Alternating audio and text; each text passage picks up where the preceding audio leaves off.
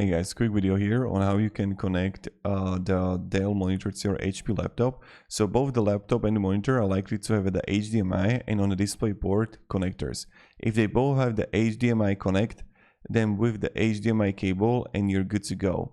So this is how you're gonna do it. It's super simple. So here you're gonna have the Dell monitor HDMI and it's going to look like this. You're gonna have the HDMI ending here, and then you're gonna have the HP laptop.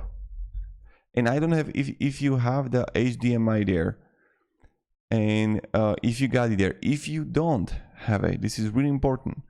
Maybe you don't have it, then you need to use an adapter. So let's say you have a VGA ending on your Dell monitor.